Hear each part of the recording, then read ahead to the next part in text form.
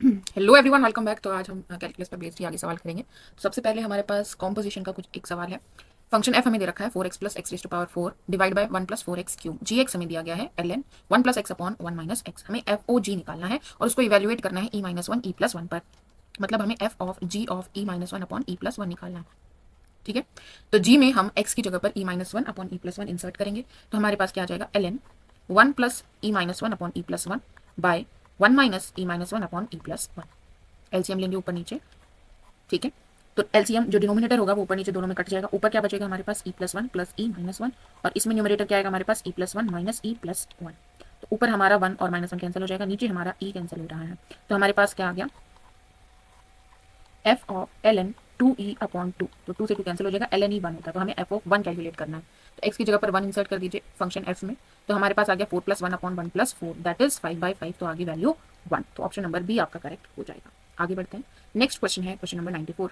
इसमें हमें differential equation दी गई है और हमें इसका जनरल सोल्यूशन बताना है कि इसका सोल्यूशन किस तरह का दिखेगा। तो ये जो डिफरेंशियल इक्वेशन दी गई है इसको थोड़ा हम सॉल्व कर लेते हैं। ये आ गया हमारे पास, इसको इधर ले गए हम।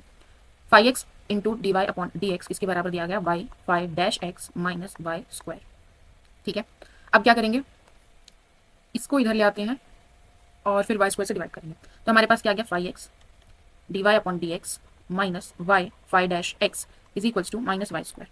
अब वाई स्क्वायर से माइनस वाई स्क्वायर से हम दोनों तरफ डिवाइड कर देते हैं। तो हमारे पास क्या आ जाएगा five x d y upon d x minus का प्लस का y five dash x y y square किसके बराबर आ जाएगा, वन के बराबर आ जाएगा। अब ये मुझे क्या दिख रहा है, नीचे एक का स्क्वायर है, फिर ऊपर नीचे वाला एज इट इज है, फाइव एक्स का डेरिवेटिव है। ठीक है। नीचे वाई का स्क्वायर है, फिर वाई ऊपर एज इट इज है और फाइव का डेरिवेटिव है, minus five as it is है और वाई का डेरिवेटिव है। तो ये क्वेश्चन टूल दिख रहा है, फाइव एक्स अपॉन वाई का डी अपॉन डी एक्स यही आएगा। लेफ्ट हैंड साइड यही है। तो हमारे पास आ गया कि d upon d x of five x by y किसके बराबर है, वन के बराबर है। तो यहाँ से हम इंटीग्रेट कर देंगे विद रिस्पेक्ट टू एक्स। तो हमारे पास आ जाएगा कि फाइव एक्स बाई वाई किसके बराबर है, एक्स प्लस सी के बराबर है। ठीक है। तो हमारे पास वाई की वैल्यू में निकालनी, तो वाई आ जाएगा five x by x plus c. तो कौन सा ऑप्शन करेक्ट हो जाएगा, ऑप्शन नंबर डी आपका करेक्ट हो जाएगा। आगे बढ़ते हैं। नेक्स्ट क्वेश्चन है क्वेश्चन नंबर 93। इसमें हमें बोला गया है कंसीडर द फॉलोइंग स्टेटमेंट्स। हमें दो स्टेटमेंट्स दी गई है और हमें बताना है कि इसके रिस्पेक्ट में जो नीचे ऑप्शंस दिए गए हैं इनमें से कौन सा करेक्ट है। स्टेटमेंट वन हमें दी गई है कि x जो है वो हमेशा साइन x से बड़ा रहेगा for all positive x greater than zero बात की गई है। तो अगर मैं x की बात करूँ y is equals to x, इसका ग्राफ क्या बनता है, स्ट्रेट लाइन बनती है जो इस तरह जाती है। Sine x y is equals to sine x वो हमारा इससे नीचे रहता है, राइट। तो x हमेशा x वाली जो लाइन है वो हमेशा साइन x से बड़ी होगी पॉजिटिव के लिए। अगर यहाँ पर पॉजिटिव ना दिया होता, अगर for all x belongs to real लिख देता तो ये ट्रू नहीं हो पाता, क्योंकि इस तरफ हम देख रहे हैं कि ये लाइन नीचे लाई करेगी साइन ग्राफ के, राइट। तो ये स्टेटमेंट हमारी अभी जो लिखी हुई है ये करेक्ट है। सेकंड स्टेटमेंट हमें बोला है कि एफ ऑफ एक्स जो है वो हमारा एक्स माइनस साइन एक्स है। ये इंक्रीजिंग फंक्शन है for all x greater than zero. Greater than zero सभी एक्स के लिए ये क्या है, इंक्रीजिंग फंक्शन है। तो इंक्रीजिंग चेक करने के लिए हम इसका डेरिवेटिव निकाल लेते हैं। तो डेरिवेटिव क्या आ जाएगा हमारे पास, एक्स का वन हो जाएगा, साइन एक्स का क्या हो जाएगा, कोस एक्स हो जाएगा, इक्वल्स टू जीरो रखेंगे। तो cos x is equals to one हमारा क्या आ जाएगा, क्रिटिकल पॉइंट यहाँ से एक्स की वैल्यू आ जाएगी हमारे पास टू एन। वन कहाँ पर होता है cos x, two n pi है, राइट। तो x is equal to n pi हमारे क्या आ जाएंगे, क्रिटिकल पॉइंट्स आ जाएंगे। अब ये क्या है, पॉसिबल पॉइंट्स है जहां पर फंक्शन अपना स्वभाव बदल सकता है कि वो इंक्रीजिंग से डिक्रीजिंग या डिक्रीजिंग से इंक्रीजिंग हो सकता है। बाकी अगर हम एफ डैश एक्स की जो हमें हमारा निकला है इसकी अगर हम बात करें तो कोस एक्स जो है वो हमारा कहाँ से कहाँ लाई करता है, माइनस वन से लेकर वन के बीच में लाई करता है। तो माइनस ऑफ कोस एक्स क्या हो जाएगा, इनइक्वालिटी चेंज हो जाएंगी सारी, माइनस वन से वन के बीच में लाई करेगा। और इसमें अगर हम प्लस वन कर देंगे तो ये क्या हो जाएगा, जीरो से लेकर हमारा टू के बीच में लाई करेगा। तो ये हमारा क्या आ रहा है, ये क्या बन गया, एफ डैश एक्स हमेशा क्या आ रहा है, greater than equals to zero आ रहा है। मतलब कि हमारा फंक्शन क्या हो जाएगा, इंक्रीजिंग हो जाएगा। ठीक है, राइट। तो स्टेटमेंट नंबर टू भी हमारी क्या है, करेक्ट हो जाएगी। स्टेटमेंट टू जो है वो स्टेटमेंट वन की करेक्ट एक्सप्लेनेशन है। कैसे, अभी हमने जो स्टेटमेंट वन देखी थी वो किसके अकॉर्डिंग देखी थी, ग्राफिकली देखी थी। अगर हम इसको बोले कि भाई मैथमेटिकली प्रूव करो कि x greater than sine x है, तो कैसे करेंगे। तो क्योंकि हमने अभी अभी दिखाया कि एफ ऑफ एक्स जो है वो इंक्रीजिंग फंक्शन है, क्योंकि एफ डैश एक्स जो आ रहा है वो हमेशा greater than equals to zero आ रहा है। ठीक है। तो for function for all x greater than zero, अगर मैंने एक्स लिया जीरो से लेकर जो हमारा पहला टू पाई आएगा उसके बीच में मैंने कोई एक्स लिया, तो वहां पर हमारा फंक्शन क्या होगा, स्ट्रिक्टली इंक्रीजिंग होगा, राइट। तो वहां पर हमारा जो एफ ऑफ एक्स होगा जो मैंने यहाँ से कहीं से लिया है वो स्ट्रिक्टली बड़ा होगा एफ ऑफ जीरो से। यही होता है ना स्ट्रिक्टली इंक्रीजिंग की डेफिनेशन, कि अगर x जीरो से बड़ा है तो f ऑफ x भी जीरो से बड़ा होगा। और स्ट्रिक्टली डिक्रीजिंग में क्या होता है कि अगर x जीरो से बड़ा है तो f ऑफ x जो है वो जीरो से f ऑफ जीरो से छोटा होगा। ये हो गया डिक्रीजिंग में। हमें क्या पता चला कि ये इंक्रीजिंग है। तो मतलब f ऑफ x यानी कि x माइनस साइन एक्स जो है वो बड़ा होगा स्ट्रिक्टली किससे, f ऑफ जीरो से। जीरो रखेंगे तो हमारे पास क्या आएगा, x की जगह जीरो रखा, साइन x की जगह जीरो रखेंगे तो साइन जीरो जीरो हो जाएगा। यानी कि हमारे पास आ गया कि x माइनस साइन एक्स जो है वो स्ट्रिक्टली ग्रेटर देन 0 है, यानी x जो है वो strictly greater than sine x हो जाएगा फॉर x ग्रेटर देन 0। ठीक है, तो स्ट्रिक्टली इंक्रीजिंग या इंक्रीजिंग से हमने दिखाया कि भी x जो है वो हमेशा साइन x से बड़ा रह रहा है for x greater then 0, right. तो स्टेटमेंट 2 हमारी स्टेटमेंट 1 दे रही है, इसलिए इसका ऑप्शन नंबर ए करेक्ट हो जाएगा। आगे बढ़ते हैं, नेक्स्ट क्वेश्चन है क्वेश्चन नंबर 92। इसमें हमें क्या दिया गया है, a differential equation of minimum the differential equation of minimum order by eliminating the arbitrary constant a and c in the equation. इस इक्वेशन से हमें डिफरेंशियल इक्वेशन बनानी है आर्बिट्रेरी कांस्टेंट एलिमिनेट करके। तो यहाँ पर हम कुछ चेंजेस करके इसको सिंप्लीफाई कर सकते हैं, नहीं तो अगर हम साइन एक्स प्लस सी को पूरा खोल के करेंगे तो हमारा कैलकुलेशन में बहुत ज़्यादा टाइम चला जाएगा। साइन ए प्लस बी की आप आइडेंटिटी पूरी खोलोगे कि साइन ए कोस बी होती है, कोस ए साइन बी प्लस कोस ए साइन बी होती है, फिर कोस ए प्लस बी की आइडेंटिटी आप पूरा खोलोगे कि कोस ए कोस बी माइनस साइन ए साइन बी होती है। तो उसको आपको पूरा सॉल्व करना पड़ेगा, सब्सटीट्यूट करने पड़ेंगे। यहाँ पर दूसरा तरीका क्या है कि हम क्या कर सकते हैं, यहाँ पर आप √2 से मल्टीप्लाई और √2 से डिवाइड कर लीजिए। ठीक है, यहाँ पर हमारे पास है sine x plus c plus cos x plus c. ठीक है, अब ये जो √2 नीचे है इसको अंदर लेकर चले जाते हैं ब्रैकेट के, तो ये पहले वाले के साथ भी मल्टीप्लाई हो जाएगा और दूसरे वाले के साथ भी मल्टीप्लाई हो जाएगा। मतलब हमारे पास आ जाएगा 1/√2 sine x plus c plus 1/√2 cos x plus c. ठीक है, अब हमें पता है कि 1/√2 क्या होता है, कोस 45 डिग्री होता है और 1/√2 साइन 45 डिग्री होता है। तो जैसे ही हमने ये सब्सटीट्यूट किया, बाहर हमारे पास √2a है। ठीक है, जैसे ही हमने ये सब्सटीट्यूट किया तो हमारे पास आइडेंटिटी बन गई साइन ए कोस बी प्लस कोस ए साइन बी। किसकी बन गई, साइन ए प्लस बी, यानी कि साइन π/4 प्लस एक्स प्लस सी की आइडेंटिटी हमारे पास आ गई और √2a हमारे पास है किसके बराबर है, y के बराबर है। ठीक है, तो आप ये डायरेक्टली याद रख सकते हैं कि जब आपके पास sine x plus c sine theta plus cos theta ऐसा लिखकर आता है तो आप डायरेक्टली क्या कर सकते हैं, √2 साइन थीटा प्लस π/4 में चेंज कर सकते हैं। ठीक है, तो अब हम इसका डेरिवेटिव करते हैं, y डैश निकालिए। y डैश हमारे पास आ जाएगा √2 as it is, a as it is, sine का आ जाएगा cos π/4 plus x plus c, right. और यहाँ पर एंगल का करेंगे, यहाँ पर c कांस्टेंट है, π/4 भी कांस्टेंट है, x का 1 आ जाएगा। अब हम y डबल डैश निकालते हैं, y डबल डैश हमारे पास आ जाएगा √2a कांस्टेंट है, कोस का आ जाएगा minus sine π/4 plus x plus c, right. x का डेरिवेटिव 1 हो जाएगा, π/4 और c कांस्टेंट है। सही है, ये क्या आ गया, ये क्या है, ये y है। तो हमारे पास आ गया कि y double dash minus y के बराबर, यानी y double dash plus y 0 के बराबर। तो यहाँ से हमारी कैलकुलेशन काफी आसान हो गई। अगर आप इसको खोल के करेंगे तो आपको बहुत सारा टाइम लगेगा। इसका आंसर बन जाएगा ऑप्शन नंबर डी। आगे बढ़ते हैं, नेक्स्ट क्वेश्चन है क्वेश्चन नंबर 91। इसमें हमसे पूछा गया है कि let g be a greatest integer function, greatest integer function है, then the function this is discontinuous set. कहाँ पर डिसकंटिन्यूअस होगा ये पूछा है। तो एफ ऑफ एक्स इन्होंने किस तरह डिफाइन किया है, ग्रेटेस्ट इंटीजर फंक्शन का स्क्वायर किया है माइनस ग्रेटेस्ट इंटीजर फंक्शन किया है। तो यहाँ पर डिसकंटिन्यूटी पूछी गई है कि कहाँ कहाँ पर डिसकंटिन्यूटी है। ये बोल रहा है all integer all integer all integers except 0 और 1। तो हम 0 और 1 पर पहले चेक कर लेते हैं, क्या चेक करनी है, कंटिन्यूटी चेक करनी है। तो 0 माइनस की अगर मैं बात करूँ, 0 माइनस एच अगर मैं रखूँ यहाँ पर, मतलब कि लेफ्ट हैंड लिमिट की, तो 0 माइनस एच हो जाएगा यहाँ पर greatest integer function square minus यहाँ पर भी 0 माइनस एच। तो 0 माइनस एच माइनस कुछ कर रहे हैं तो क्या आएगी यहाँ पर वैल्यू, कौन सा इंटीजर बाहर आएगा, -1, स्क्वायर करेंगे और यहाँ पर भी कुछ माइनस कर रहे हैं तो यहाँ पर भी क्या आएगा, -1, राइट। इसका स्क्वायर करेंगे तो 1 आ जाएगा प्लस 1, यानी कि हमारी ये आ गई 2। अब हम निकालते हैं राइट हैंड साइड, 0 एक्स की जगह पर 0 प्लस एच रखेंगे, तो 0 प्लस एच का स्क्वायर माइनस यहाँ पर आ गया 0 प्लस एच, कुछ ऐड किया है तो ये क्या बाहर देगा, 0 बाहर देगा, 0 का स्क्वायर 0 हो जाएगा, -0 तो ये आ गई 0। यहाँ से 2 आ रही है लेफ्ट हैंड लिमिट और राइट हैंड लिमिट हमारे पास 0 आ रही है, दोनों अलग अलग है, तो यहाँ पर तो डिसकंटिन्यूअस है। तो इन्होंने एक्सेप्ट 0 लिखा, गलत है, एक्सेप्ट 0 गलत है। अब हम 1 पर चेक कर लेते हैं। 1 की अगर हम बात करें, 1 माइनस एच अगर हम रखेंगे तो ये आ जाएगा 1 minus H greatest integer function square और 1 माइनस एच, राइट।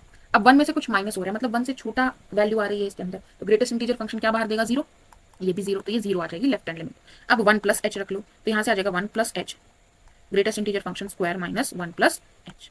ये क्या देगा, 1 में कुछ ऐड हो रहा है, वेरी स्मॉल क्वांटिटी, तो हमारे पास ग्रेटेस्ट इंटीजर फंक्शन 1 देगा, स्क्वायर किया तो 1 ही आएगा, और ये भी क्या देगा 1, ये आ रही है 0। तो लेफ्ट हैंड लिमिट भी 0 है, राइट हैंड लिमिट भी 0 है, और अगर हम x की जगह 1 रखेंगे तो भी क्या आएगा, 0 ही आएगा। तो यहाँ पर 1 पर हमारा फंक्शन जो है वो कॉन्टिन्यूअस। इसने पूछा था डिसकॉन्टिन्यूअस कहाँ है, तो 1 पर तो क्या है, कॉन्टिन्यूअस है, तो एक्सेप्ट 1 वाला चीज हमारी ठीक है। अब बाकी इंटीजर्स पर चेक करते हैं। अगर मैंने कोई भी n रखा यहाँ पर तो एफ एन के लिए हम निकालते हैं, यानी n प्लस एच रखेंगे और n माइनस एच रखेंगे। तो अगर मैं n प्लस एच रखती हूँ ग्रेटेस्ट इंटीजर फंक्शन और उसका square minus n plus h आ जाएगा, ठीक है। n प्लस एच, n में कुछ ऐड हो रहा है तो ग्रेटेस्ट इंटीजर फंक्शन n ही बाहर देगा, n स्क्वायर आ जाएगा माइनस n। तो आपकी ये वैल्यू आएगी कहाँ से, राइट हैंड साइड से। n माइनस एच देख लो, अब n माइनस एच यहाँ पर रखेंगे, square minus n minus H. n में से कुछ स्मॉल क्वांटिटी माइनस कर रहा है तो ग्रेटेस्ट इंटीजर फंक्शन इससे छोटे वाला इंटीजर देगा, ठीक बात, और उसका स्क्वायर होगा माइनस, ये भी क्या देगा, छोटे वाला नंबर देगा। तो यहाँ से हम क्या देख सकते हैं कि भाई n कॉमन आ रहा है, n माइनस 1, ये हमारी आ रही है राइट हैंड लिमिट, और यहाँ से n-1 कॉमन आ रहा है, अंदर बच रहा है n-1 यानी n-2। ये हमारी कौन सी लिमिट आ रही है, लेफ्ट हैंड लिमिट आ रही है। ठीक, क्लियर है, तो दोनों अलग अलग आएंगी। आगे बढ़ते हैं, नेक्स्ट क्वेश्चन है क्वेश्चन नंबर 90। इसमें हमें दिया गया है the value of integration 0 to π/4 square root 10x dx plus integration 0 to π/4 square root cot x dx। हमें इंटीग्रेशन निकालना है, फाइनाइट इंटीग्रेशन, डेफिनेट इंटीग्रेशन है। तो हम देख सकते हैं कि भाई इंटीग्रेशन सेम इंटरवल पर किया है, तो हम एक साथ लिख लेते हैं। यह आ जाएगा under root 10x plus under root cot x dx। 10x क्या आ गया, sine x by cos x, और उसका क्या है स्क्वायर रूट, ऊपर भी स्क्वायर रूट और नीचे भी square root, plus cot x क्या है, cos x by sine x। सही है, यहाँ तक इंटीग्रेशन करना है 0 से π/4। एलसीएम ले लो, नीचे आ जाएगा हमारे पास under root sine x cos x, ये बन जाएगा साइन एक्स, ये बन जाएगा कोस एक्स dx। इंटीग्रेशन 0 से π/4। साइन एक्स कोस एक्स है, ठीक है। अब क्या करेंगे, इसको 2 से मल्टीप्लाई 2 से डिवाइड करेंगे, +1 करेंगे और -1 करेंगे ऊपर वाले में, ठीक है। अब जो हमने +1 किया है इसको हम अलग रख लेते हैं, 1 को यहाँ से हम माइनस कॉमन ले लेते हैं, तो यहाँ अंदर क्या आ जाएगा हमारे पास 1 - 2 साइन एक्स कोस एक्स, ठीक है। अभी डिनोमिनेटर को देख रहे हैं, नीचे 2 बचा हुआ है, ये √2 हम ऊपर ले जाते हैं न्यूमरेटर में, तो इसको यहाँ से हटा के √2 हमने यहाँ कर दिया है मल्टीप्लाई, ठीक है यहाँ तक। अब इसका क्या है, स्क्वायर रूट है, ओके। ये जो चीज़ है ये क्या बन जाएगा हमारे पास, sine x minus cos x का होल स्क्वायर बन जाएगा। क्यों, क्योंकि 1 की जगह पर मैं sine square x plus cos square x लिख सकती हूँ। सही बात है। तो अब हम फाइनली लिखते हैं, क्या बन गया हमारे पास, 0 से π/4, जो नीचे √2 था वो ऊपर आ गया, तो √2 बाहर निकाल लेते हैं। यहाँ पर हमारे पास है sine x plus cos x, नीचे हमारे पास है स्क्वायर रूट के अंदर 1 minus sign x minus cos x का होल स्क्वायर dx। अब sign x minus cos x को अगर मैं t रखूँ तो साइन एक्स का डेरिवेटिव कोस एक्स और कोस एक्स का डेरिवेटिव माइनस साइन एक्स, जो इस माइनस को प्लस बना देगा, वो ऊपर हमें मिल जाएगा। तो इसकी जगह पर t रखते हैं, तो हमारे पास आ गया √2। मैंने किसकी जगह पर रखा है, sine x minus cos x को t रखा है। तो जब मैं 0 पुट करूंगी यहाँ पर, साइन 0 0 हो जाएगा और कोस 0 1 हो जाएगा, तो t की वैल्यू -1 आ रही है। और जब π/4 रखेंगे तो 1/√2 माइनस 1/√2 यानी कि 0 हो जाएगा, ठीक है। Sine x minus cos x को t रखा, नीचे आ गया √1 माइनस टी स्क्वायर, डेरिवेटिव हमें एज इट इज मिल गया, तो हमारे पास ऊपर है dt। 1/√1 माइनस टी स्क्वायर किसका होता है, साइन इनवर्स आ जाएगा, साइन इनवर्स t, √2 बाहर है, लिमिट लगानी -1 से 0, साइन इनवर्स 0 0 आ जाएगा, sine inverse -1 minus sine inverse -1, sine minus को क्या करता है, बाहर निकाल देता है, तो प्लस हो जाएगा। साइन इनवर्स 1 क्या आ जाएगा, π/2, तो ये हमारे पास आ गया √2 π/2, यानी π/√2। ऑप्शन नंबर डी आपका करेक्ट हो जाएगा। क्लियर है, आगे बढ़ते हैं। नेक्स्ट क्वेश्चन है क्वेश्चन नंबर 89। ये हमारी एप्लीकेशन से आया है, ठीक है, डिफरेंशिएशन के। क्वेश्चन देखते हैं। क्वेश्चन कह रहा है कि हमारे पास एक सिलेंड्रिकल जार है जिसकी लिड नहीं है, उसको हमने कंस्ट्रक्ट किया है with given surface area of a metal sheet, मतलब सरफेस एरिया गिवन है, यानी उसको हम कांस्टेंट मान के चल सकते हैं। तो सिलेंड्रिकल जार का सरफेस एरिया क्या बनेगा, कर्व्ड सरफेस एरिया, प्लस उसके पास एक ही है, ऊपर की लिड नहीं है, बस बेस है। यहाँ तक ठीक है। If the capacity of the jar is to be maximum, यानी यहाँ पर किसकी बात हो गई, वॉल्यूम को मैक्सिमाइज करना है, πr²h। Then the diameter of the jar जो है वो k टाइम्स होगा हाइट के, तो हमें k की वैल्यू बतानी है। तो यहाँ पर मुझे 2 वेरिएबल्स हैं r और h, एक वेरिएबल में चेंज करके डेरिवेटिव करेंगे। एक वेरिएबल में चेंज कहाँ से करूँ, यहाँ से निकाल लेते हैं। यहाँ से अगर मैं h निकाल लूँ तो h क्या आ जाएगा, s minus πr² by 2πr, ये मेरा h आ गया। मैंने यहाँ पर सब्सटीट्यूट कर दिया वॉल्यूम में, ये मेरी वॉल्यूम आ गई r की टर्म्स में, जहाँ पर s एक कांस्टेंट है, ठीक है। तो पाई से हमारा पाई कैंसिल हो जाएगा, r से हमारा एक r कैंसिल हो जाएगा, हमारे पास आ गया 1/2, बाहर लिख लेते हैं, SR माइनस πr³, ये आ गई हमारे पास वॉल्यूम।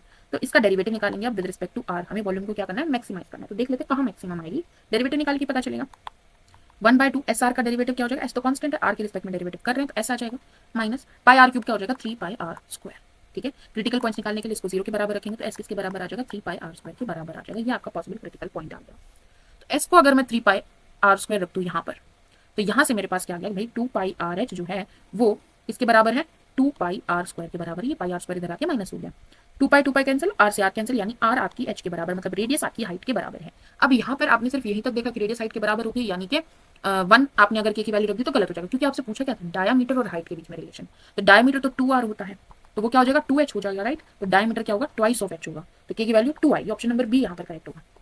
उससे पहले हम एक चीज़ और कंफर्म कर लेते हैं कि क्रिटिकल पॉइंट आया था कि s is equal to 3πr² आपका क्रिटिकल पॉइंट है, तो ये आपका पॉइंट ऑफ मैक्सिमम बनेगा कि नहीं, ये कैसे डिसाइड किया, दोबारा से डेरिवेटिव करना पड़ेगा, d²v/dr² निकाल लेते हैं। वो क्या आएगा, ये 0 हो जाएगा, और इसके साथ करेंगे तो हमारे पास आ गया 3/2 π 2r, 2 से 2 कैंसिल, यानी माइनस का 3 पाई आर आ गया। आर की जगह पर आप यहाँ से वैल्यू निकाल के रखेंगे तो आपके पास क्या आ रहा है, लेस देन 0 आ रहा है, तो ये पॉइंट ऑफ मैक्सिमा ही है। ठीक है, क्लियर है। आगे बढ़ते हैं। नेक्स्ट क्वेश्चन है क्वेश्चन नंबर 88। यहाँ पर हमें इंटीग्रेशन ही कैलकुलेट करना है। तो पहले जो लिखा हुआ उसको देख लेते हैं। पहले दिया इंटीग्रेशन हमें निकालना है 1/ln x का dx माइनस इंटीग्रेशन आपको निकालना है 1/ln x के स्क्वायर का dx। ठीक है, तो यहाँ पर हम आइलेट लगा लेते हैं पहले वाले में। ये लॉगरिथमिक फंक्शन है तो ये पहले आ जाएगा और इनटू 1 करके हम अलजेब्राइक फंक्शन ले लेते हैं। तो पहले वाले एज इट इज लिखते हैं, दूसरे वाले का क्या करना होता है, इंटीग्रेशन यानी कि x आ जाएगा। सही बात है।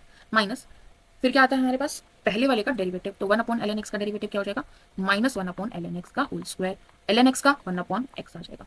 फिर दूसरे वाले का इंटीग्रेशन x आएगा, x से x कैंसिल हो जाएगा, हमारे पास क्या आ गया 1/ln x into x plus integration of 1/ln x का होल स्क्वायर, और ये माइनस वाला एज इट इज आ रहा है, minus integration of 1/ln x का होल स्क्वायर प्लस, तो ये हमारा कैंसिल हो गया। हमारे पास आ गया x/ln x यानी कि x इंटू ln x का इनवर्स किसके बराबर है, प्लस सी। ये हमारा क्या आ रहा है, इंटीग्रेशन आ रहा है सर।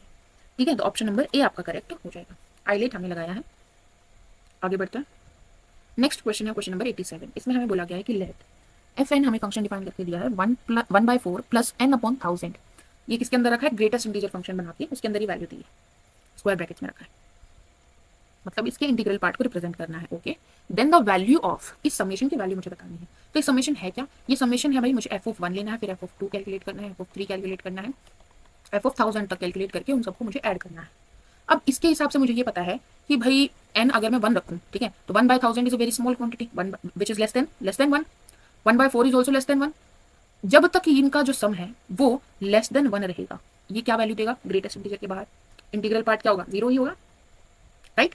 और जब ये 1 होगा और 1 से बड़ा होगा, कहां तक, 2 तक, 1 से बड़ा और 2 तक, ये क्या वैल्यू देगा, 1 वैल्यू देगा। ठीक है, तो मुझे यहां से ये आइडेंटिफाई करना है कि 1/4 प्लस n/1000 1 कब होगा। ठीक है, तो यहां से हमारे पास आ गया कि 1 माइनस 1/4 यानी 3/4 n/1000, तो हमारे पास आ गया 3000/4 बराबर 10, यानी कि आ गया हमारे पास 750 इज इक्वल टू 10। यानी कि जब n 750 होगा यानी f ऑफ 750 क्या होगा, आपके पास एग्जैक्टली 1 होगा। उससे पहले जितने भी n आप लोगे उन सब में आपकी जो वैल्यू होगी वो 1 से छोटी होगी। ठीक है, 1 से छोटी होगी, क्योंकि जैसे जैसे आप n बढ़ाते जाओगे ऊपर आपका न्यूमरेटर बढ़ रहा है, तो फ्रैक्शन की ओवरऑल वैल्यू क्या होगी, बढ़ेगी। ठीक है, तो 750 तक वो बढ़ेगी, 1000 तक भी वो बढ़ेगी। ठीक है, तो हमने देखा कि 750 पर एग्जैक्टली ये वैल्यू क्या आ रही है, 1 आ रही है, तो वहां पर हमारा जो इंटीग्रल पार्ट है वो 1 बन जाएगा। उससे पहले सारे इंटीग्रल पार्ट हमारे 0 ही रहेंगे, यानी कि f ऑफ 749 तक ये सब क्या है, 0 ही है, तो ये तो हट गए। 750 के अगले वाले देखने हैं। अब जो नेक्स्ट वैल्यू चेंज होगी वो कहां पर होगी, जब ये वैल्यू 2 बन जाए, राइट। तो ये 2 कहां पर बनेगी, 2 माइनस 1/4, तो यहाँ पर आ गया हमारे पास 7/4 यानी 7000/4, यानी हमारे पास आ गया 17750, राइट। यहाँ तक तो हमें जाना ही, हमें तो 1000 तक जाना है, तो मतलब वैल्यू हमारी कहाँ तक रहेगी, 1 इंटीग्रल पार्ट ही हो सकता है मैक्सिमम। मतलब बचे हुए जितने भी f बचे, f ऑफ 750 से लेकर f ऑफ 1000 तक, इन सब की वैल्यू क्या आ रही है, हर एक की 1 1 आ रही है। तो कितनी बार 1 ऐड होगा, ये हमारा मेन पॉइंट है। कितनी बार होगा, 1000 माइनस 750 प्लस 1, बिकॉज 750 पर भी 1 आ रहा है, तो आपके पास आ गया 251। ऑप्शन नंबर ए आपका करेक्ट हो जाएगा। क्लियर है। सारा काम आपको ग्रेटेस्ट इंटीजर फंक्शन काफी बार पूछा जा रहा है और उसी पर क्वेश्चन आता है, तो ग्रेटेस्ट इंटीजर फंक्शन को अच्छे से समझ लो, कहाँ क्या वैल्यू देगा, कहाँ पर वैल्यू चेंज होगी। आगे बढ़ते हैं। नेक्स्ट क्वेश्चन है क्वेश्चन नंबर 85। इसमें बोला गया है कि इफ f ऑफ x हमें फंक्शन डिफाइन करके दिया है x into √x minus √x plus 1, then f of x के बारे में हमें पूछा गया है कि वो कॉन्टिन्यूस है, डिफरेंशिएबल है या नहीं, ऐसा कुछ। जो कॉन्टिन्यूटी एंड डिफरेंशिएबिलिटी है वो हमें कहाँ पर डिस्कस करनी है, 0 पर डिस्कस करनी है। तो जो हमें फंक्शन दिया गया है उसमें अगर हम देखें तो स्क्वायर रूट के अंदर x हमें दिख रहा है, तो स्क्वायर रूट कहाँ डिफाइंड होता है, सिर्फ नॉन नेगेटिव के लिए डिफाइंड होता है, मतलब x greater than equals to 0 होना पड़ेगा। यहाँ पर इसको डिफाइन होने के लिए क्या होना पड़ेगा, x प्लस 1 को ग्रेटर देन इक्वल्स टू 0 होना पड़ेगा, यानी x को greater than equals to minus 1 होना पड़ेगा। तो दोनों अगर मिलाकर देखें तो क्या आया हमारे पास कि x greater than equals to 0 होगा। सही है, दोनों को वेल डिफाइन करने के लिए, मतलब 0 के लेफ्ट हैंड साइड में तो आपका फंक्शन डिफाइन हम नहीं कर सकते। तो इस केस में कंटिन्यूटी चेक करने के लिए हम क्या करेंगे, उसकी राइट हैंड साइड और फंक्शन की वैल्यू एट दैट पॉइंट क्या आनी चाहिए, बराबर आनी चाहिए। तो लिमिट हम निकालेंगे 0 प्लस की तरफ से, राइट हैंड साइड की तरफ से, तो x की जगह पर 0 प्लस h रखेंगे, 0 प्लस h रखेंगे, माइनस 0 प्लस h प्लस 1 रखेंगे। ठीक है, तो यहाँ से आ गया हमारे पास h root h minus root h plus 1। Now h tends to 0, ये क्या हो जाएगा, 0 पर चला जाएगा। फंक्शन की वैल्यू एट 0 भी क्या आ रही है, 0 आ रही है। हाँ, तो हमारे पास वैल्यू मतलब कॉन्टिन्यूस हो जाएगा 0 पर। इसने बोला कि नॉट कॉन्टिन्यूस है, ये गलत हो जाएगा। अब डिफरेंशिएबिलिटी चेक कर लेते हैं। लेफ्ट हैंड डेरिवेटिव कैसे निकालेंगे, फंक्शन हमारा लेफ्ट हैंड साइड डिफाइंड ही नहीं है, तो हम राइट हैंड डेरिवेटिव निकालते हैं। उसकी क्या डेफिनेशन होती है, limit h tends to 0 plus f of 0 plus h minus f of 0 by h। F of 0 plus h क्या आ जाएगा, एफ ऑफ h आ जाएगा, h पॉजिटिव वैल्यू तो ये आ जाएगा h root h minus under root h plus 1। F of 0 0 है by h, so h से h कैंसिल हो जाएगा। अब लिमिट h टेंड्स टू 0 आपके पास क्या आ जाएगा, यहाँ से 0 माइनस यहाँ से आ जाएगा आपके पास स्क्वायर रूट 1 यानी कि -1 आपकी वैल्यू आ रही है। एक फाइनाइट वैल्यू आपको मिल रही है, इसका मतलब आप वहां पर उसका टेंजेंट की स्लोप डिफाइन कर पाएंगे, तो फंक्शन वहां पर डिफरेंशिएबल हो जाएगा। तो ऑप्शन नंबर बी आपका यहाँ पर करेक्ट हो जाएगा। आगे बढ़ते हैं, नेक्स्ट क्वेश्चन है क्वेश्चन नंबर 86। इसमें बोला गया which one of the following graph represent the function this, इनमें से कौन सा ग्राफ इस फंक्शन को रिप्रेजेंट करता है। तो हमें दिख रहा है एक्स अपॉन एक्स, ठीक है। तो x अगर 0 हुआ तो 0 बाय 0 फॉर्म बन जाएगी, जिसको तो हम डिफाइन ही नहीं कर सकते, मतलब ये जो फंक्शन है वो 0 पर डिफाइन नहीं है, इसलिए इन्होंने डोमेन से 0 को बाहर कर रखा है। सही बात है। तो 0 पर तो हम ग्राफ प्लॉट कर ही नहीं सकते, ये गलत हो गया। यहाँ पर भी गलत हो गया, इन्होंने 0 एक्सक्लूड नहीं किया। तो हमारा यहाँ पर क्या सी सही होगा, x बाय एक्स, यानी बाकी सभी पॉइंट पर क्या वैल्यू लेगा, ये 1 वैल्यू लेगा। जब उस नंबर को उसी से डिवाइड कर देंगे तो क्या आ जाता है, 1 आ जाता है। तो हमारा ऑप्शन नंबर सी यहाँ पर करेक्ट हो जाएगा, 0 पर हमारा फंक्शन डिफाइन नहीं होगा। आगे बढ़ते हैं, नेक्स्ट क्वेश्चन है क्वेश्चन नंबर 84। इसमें दिया गया है कि मैच द फॉलोइंग, ठीक है। हमें किस तरह के फंक्शन दिए गए हैं, एक तरफ a sin x plus b cos x, इस तरह के फंक्शंस हमें दिए गए हैं, और दूसरी तरफ हमें मैक्सिमम वैल्यू दी गई है। तो इस तरह के फंक्शंस की मैक्सिमम वैल्यू क्या होती है, square root a square plus b square. तो सिंपल इस फॉर्मूले से आपको मैच करने हैं। a का हमारे पास क्या जाएगा, √2, तो ऑप्शन a हमारा 2 के साथ मैच हो जाएगा। b हमारा किसके साथ मैच हो जाएगा, 3 3 जा 9, 4 4 जा 16 यानी स्क्वायर रूट 25, तो 5 आ जाएगा। c किसके साथ जाएगा, 2 2 जा 4 और 1 5 यानी √5 आ जाएगा। d किसके साथ जाएगा, 1 के साथ जाएगा, ठीक है। तो a का 2, b का 3, c का 4, 2 3 4 1, तो ऑप्शन नंबर बी आपका करेक्ट हो जाएगा, ठीक है। आगे बढ़ते हैं, नेक्स्ट क्वेश्चन है क्वेश्चन नंबर 81। इसमें आपको बताना है कि इस डिफरेंशियल इक्वेशन की ऑर्डर और डिग्री क्या है। तो हमें यहाँ दिख रहा है ऑर्डर क्या होता है, जो मैक्सिमम डेरिवेटिव उसमें इन्वॉल्व है। और ये सब देखने से पहले हमें एक चीज जरूर देखना है कि भाई डिग्री डिफाइन करने से पहले कि यहाँ पर कोई ट्रांसेंडेंटल फंक्शन इन्वॉल्व ना हुआ हो जो इनफाइनाइट बना दे उसको, जिसमें हम डिग्री डिफाइन ही नहीं कर पाए, लार्जेस्ट नंबर डिफाइन ही ना कर पाए, ठीक है। तो ऐसा कुछ तो यहाँ पर दिख नहीं रहा है। मैक्सिमम जो ऑर्डर हमारा इन्वॉल्व है वो कितना है, 2 है, तो ऑर्डर तो 2 हो गया। डिग्री की अगर हम बात करें तो जो मैक्सिमम है उसी की हाईएस्ट पावर, तो यहीं से आ जाएगा, तो 2 ही आ जाएगी, ठीक है। इस तरफ जब आप इसको खोलेंगे तो आपकी dy अपॉन dx की पावर्स ही आएंगी, ठीक है। तो ऑप्शन नंबर बी यहाँ पर करेक्ट हो जाएगा। नेक्स्ट क्वेश्चन है क्वेश्चन नंबर 82। इसमें बोला गया है कि इफ y जो है वो हमारा cos inverse 2x upon 1 plus x square के बराबर है, तो हमें dy अपॉन dx निकालना है। तो x की जगह पर अगर मैं tan थीटा रखूं तो अंदर क्या है 2 tan theta by 1 plus tan square theta, तो ये किसकी आइडेंटिटी है, ये हमारी साइन 2 थीटा की आइडेंटिटी है। सही बात, बाहर कोस है अंदर साइन है, तो साइन को कोस में कुछ बदल सकते हैं क्या, हाँ बदल तो सकते हैं। कोस पाई बाय 2 माइनस 2 थीटा अगर मैं कर दूं तो वो साइन 2 थीटा ही आ जाएगा, क्योंकि पाई बाय 2 कोस को चेंज कर देगा, पाई बाय 2 माइनस कोस पॉजिटिव होता है तो साइन 2 थीटा आ जाएगा। सही बात है, यहाँ तक सही है। अब कोस और कोस इनवर्स एक दूसरे के इनवर्स फंक्शन है, आइडेंटिटी की तरह काम करेंगे, बाहर आ जाएगा पाई बाय 2 माइनस 2 थीटा, ठीक है। यानी कि हमारे पास आ गया पाई by 2 minus 2 tan inverse x. इसका क्या करना है, डेरिवेटिव निकालना है। तो इसका डेरिवेटिव निकालते वक्त हमें चीज ध्यान रखनी होगी कि जो हमें ये x दिया गया था ये कहाँ से दिया गया था। अगर मोड x जो है वो लेस देन 1 है तो हमारा अलग आएगा, और मोड x अगर ग्रेटर देन 1 है तो हमारा अलग डेरिवेटिव आएगा। ऐसा क्यों हो रहा है, ऐसा इसलिए हो रहा है क्योंकि अगर x हमारा -1 से लेकर 1 के बीच में है, नॉट इक्वल, तो उस केस में हमारा tan थीटा यहाँ आ गया, मतलब tan थीटा की वैल्यू कहाँ से कहाँ रह रही है, -1 से लेकर 1 के बीच में रह रही है। इसका मतलब थीटा की वैल्यू कहाँ से कहाँ है, -π/4 से लेकर π/4 के बीच में है, ठीक है। थीटा की वैल्यू यहाँ है तो 2 थीटा की वैल्यू कहाँ आ जाएगी, 2 से मल्टीप्लाई कर दिया तो आ जाएगी -π/2 से लेकर π/2 के बीच में आ जाएगी। माइनस साइन लगा देंगे तो उल्टा हो जाएगी सारी आइडेंटिटीज हमारे पास। फिर हमने π/2 ऐड कर दिया तो ये कहाँ से कहाँ लाई करेगा हमारे पास, π/2 प्लस π/2 पाई से लेकर, सॉरी माइनस आएगा ना यहाँ पर, 0 से लेकर पाई तक हमारा ये लाई करेगा। तो 0 से पाई ही तो होता है ना कोस की रेंज, कोस इनवर्स की आप देखते हो तो प्रिंसिपल रेंज क्या होती है, 0 से पाई के बीच में ही होती है। अगर उससे बाहर है तो हमें कुछ ऑल्टरेशन करनी पड़ती है और उसको 0 से पाई में लेकर आएंगे तब हमारा काम चलेगा। तो यहाँ पर अगर मोड एक्स लेस देन 1 है तो उस केस में हमारा ये इस रेंज में जा रहा है, तो हम डायरेक्टली इसको आइडेंटिटी की तरह यूज कर सकते हैं और π/2 माइनस 2 थीटा बाहर आ जाएगा। तो इसका डेरिवेटिव क्या आ जाएगा, यहाँ से हमारे पास -2 1 अपॉन 1 प्लस एक्स स्क्वायर, ठीक है। तो हमारे पास मोड एक्स लेस देन 1 के लिए -2 अपॉन 1 प्लस एक्स स्क्वायर क्या आ रहा है, डेरिवेटिव आ रहा है। तो ऑप्शन नंबर ए आपका बिल्कुल सही लिखा हुआ है। अगर हमारा मोड एक्स ग्रेटर देन 1 है तो उस केस में हमारे पास क्या आएगा, हम इससे बाहर होंगे, 0 से कम होगा या पाई से बड़ा होगा हमारा जो ये एंगल है अंदर वाला, तो वहां पर इसको हम एज एन आइडेंटिटी काम नहीं कर सकते, हमें क्या करना पड़ेगा, उसमें चेंजेस करने पड़ेंगे और उसको उस रेंज में लेकर आना पड़ेगा। तो उस समय ये एज इट इज बाहर नहीं आ पाएगा, पाई माइनस करके बाहर आएगा, pi minus pi by 2 plus 2 theta आ जाएगा, यानी पाई बाय 2 प्लस 2 थीटा बाहर आएगा, राइट। और उस केस में हमारा डेरिवेटिव आ जाएगा 2√1 प्लस एक्स स्क्वायर। तो आई होप आपको इतनी चीज क्लियर हो गई होगी कि ये हमारे इंटरवल यहाँ पर क्यों बने हैं, क्लियर है। और 1 और -1 पर हमारा ये डेरिवेटिव जो है वो एग्जिस्ट नहीं कर पाएगा। आगे बढ़ते हैं, नेक्स्ट क्वेश्चन, क्वेश्चन नंबर 83। इसमें बोला गया है कि set of all points where the function f of x is differentiable is, जहां पर हमारा ये जो फंक्शन है डिफरेंशिएबल है वो सारे पॉइंट्स कौन कौन से हैं।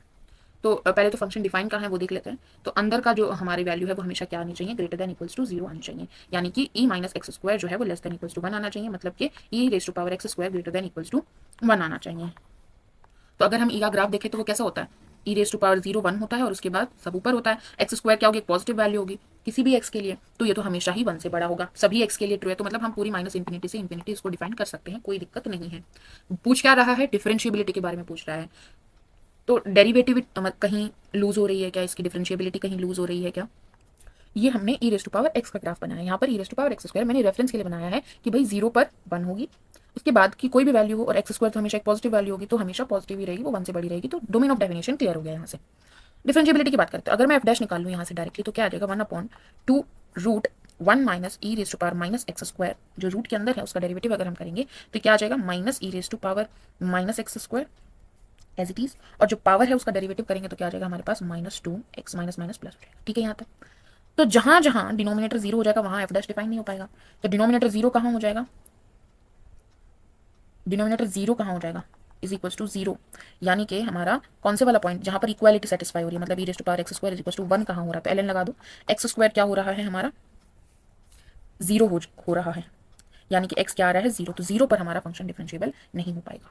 हमने देखा कि डेरिवेटिव जो हमने निकाला फॉर्मूला से, तो वो कहाँ पर डिफाइन नहीं होगा, जहाँ पर डिनोमिनेटर 0 बन जाएगा। तो डिनोमिनेटर कहाँ 0 बन रहा है, x इक्वल टू 0 पर 0 बन रहा है, तो 0 पर फंक्शन हमारा डिफरेंशिएबल नहीं होगा। तो ऑप्शन नंबर सी आपका करेक्ट हो जाएगा, बाकी सब जगह डिफरेंशिएबल हो जाएगा। आगे बढ़ते हैं, नेक्स्ट क्वेश्चन है क्वेश्चन नंबर 80। इसमें दिया गया है कि if f of x is equal to x/2 - 1 then on the interval 0 to pi, यानी x हमारा कहाँ से कहाँ लाई कर रहा है, 0 से लेकर पाई के बीच में लाई कर रहा है। तो x/2 कहाँ आ जाएगा हमारे पास, 0 से लेकर पाई/2 के बीच में, -1 कर देंगे तो ये हमारा कहाँ आ जाएगा, पाई/2 -1 से लेकर 0 - 1, यानी कि -1। ठीक है। तो हमने यहाँ पर देखा कि जो हमारी ये जो वैल्यू है फंक्शन की, एफ ऑफ एक्स की जो वैल्यू है वो कहाँ से कहाँ लाई कर रही है, दिस इज पाई/2 यानी 3.14/2, तो इट्स 1.57 समथिंग, -1 तो इट्स 0.57 समथिंग, राइट। कहाँ से, -1 से बीच, यहाँ तक इसके बीच में हमारी जो फंक्शन की वैल्यू लाई कर रही है। हमें पूछा गया है किसके बारे में, 10 greatest integer function f of x और 1/f(x) के बारे में पूछा गया है कि ये कहाँ पर कॉन्टिन्यूस है कि नहीं इस इंटरवल में। ठीक है। तो अगर हम 1/f(x) की बात करें तो भाई एफ ऑफ एक्स अगर हम देखें तो वो तो कंटिन्यूस है, उसको कोई दिक्कत नहीं है। 1/f(x) कहाँ कॉन्टिन्यूस नहीं होगा, 1 भी कॉन्टिन्यूस फंक्शन है, एफ ऑफ एक्स भी कॉन्टिन्यूस फंक्शन है, तो एक तरह से रेशनल बन रहा है। कहाँ पर कॉन्टिन्यूस नहीं होगा, जहाँ पर f of x is equals to 0 हो। तो कहाँ पर 0 होगा, x/2 - 1 इक्वल्स टू 0, यानी x इज इक्वल्स टू क्या आ जाएगा हमारे पास 2। वो पॉइंट है जहाँ पर ये डिफरेंशिएबल सॉरी कॉन्टिन्यूस नहीं हो सकता, और ये जो है वो हमारा इस इंटरवल में भी लाई कर रहा है। ये इंटरवल कहाँ, 0 से लेकर 3.14 समथिंग तक, तो 2 यहाँ पर है, यानी पूरे इंटरवल पर तो 1/f(x) कॉन्टिन्यूस नहीं है। ठीक बात। तो इन्होंने बोला 1/f(x) इज कॉन्टिन्यूस, तो फर्स्ट ऑप्शन गलत हो गया यहाँ से। फिर सेकंड में बोल रहा है कि f inverse x are both f inverse x के बारे में पूछा गया है। सी में बोला गया है कि 1/f(x) इज डिसकॉन्टिन्यूस, तो इट्स एक पार्ट इसका हमने अभी तक डिसाइड किया कि 1/f(x) डिसकॉन्टिन्यूस है सम पॉइंट पर। यहाँ पर बोला गया है 1/f(x) इज कॉन्टिन्यूस, तो ये भी गलत हो जाएगा। अब हम देखते हैं 10 greatest integer function f of x के बारे में। तो अगर मुझे पता है कि एफ ऑफ एक्स की वैल्यू -1 से लेकर 0.57 के बीच में लाई कर रही है, तो अगर मैं ग्रेटेस्ट इंटीजर की बात करूं तो उसके लिए क्या क्या पॉसिबल वैल्यू हो जाएगी। अब जब तक एफ ऑफ एक्स की वैल्यू -1 से 0 से छोटी और -1 के बीच में रहेगी, क्या वैल्यू देगा ग्रेटेस्ट इंटीजर फंक्शन, -1 देगा। जैसे ही 0 हुई और फिर वो कहां तक जा सकता है, 0.57 तक जा सकता है। सही बात। इस बीच में ये फंक्शन क्या ग्रेटेस्ट इंटीजर फंक्शन क्या वैल्यू देगा, 0। तो क्या है, दो ही पॉसिबल वैल्यू, या -1 या फिर 0। सही है यहाँ तक। अब मुझे ये बता दो कि ये फंक्शन 0 वैल्यू कहाँ लेगा, 0 वैल्यू कहाँ लेगा, यानी कि x/2 - 1 इक्वल्स टू 0 कहाँ लेगा, x इज इक्वल्स टू 2 पर लेगा। कहाँ लेगा, x इज इक्वल्स टू 2 पर लेगा। मतलब कि हमारा फंक्शन फिर से ब्रेक डाउन हो गया कि भाई जब तक x हमारा 2 से छोटा है और 0 से बड़ा है तो हमारा ग्रेटेस्ट इंटीजर फंक्शन क्या वैल्यू देगा, -1 है। और जैसे ही इससे आगे गए, 2 से बड़ा गया और कहाँ तक, पाई तक गए, हमारा फंक्शन क्या देगा, ग्रेटेस्ट इंटीजर फंक्शन 0 देगा। तो इस हिसाब से यहाँ पर हमारा आ गया 10 ग्रेटेस्ट इंटीजर फंक्शन, -1 आ गया मतलब, और यहाँ पर आ गया 10 0। सही है, यही हो जाएगा 10 greatest integer function f of x अगर हम डिफाइन कर दें तो। तो यहाँ पर 2 पर बता दो कि ये फंक्शन कॉन्टिन्यूस है कि नहीं है। 2 पर कॉन्टिन्यूस कहाँ से होगा, 2 पर क्या वैल्यू ले रहा है 0, 2 के राइट हैंड साइड क्या ले रहा है 0, पर लेफ्ट हैंड साइड क्या ले रहा है 10 -1, यानी कि -π/4 कुछ ऐसी, सॉरी कुछ ऐसी, मतलब 10 -1 वैल्यू ले रहा है, 10 ऑफ -1 वैल्यू ले रहा है, सही है कि नहीं। तो 2 पर ये कॉन्टिन्यूस नहीं होगा, तो हमारा ना तो 10 greatest integer function f of x continuous है और ना ही हमारा 1/f(x) कॉन्टिन्यूस है, तो इसका आंसर हो जाएगा ऑप्शन नंबर सी। क्लियर है। ओके, आज के लिए इतना ही, मिलते हैं आपसे अगली वीडियो में, तब तक के लिए गुड बाय, टेक केयर। अगर आपको और वीडियोस देखनी है तो ज़रूर से हमारा चैनल चेक कीजिएगा, वहाँ पर एनडीए क्वेश्चन प्रैक्टिस से हमने सभी PYQ सॉल्व कवर करने की कोशिश की है, लगभग सभी टॉपिक से रिलेटेड, तो ज़रूर प्रैक्टिस करें। Good bye.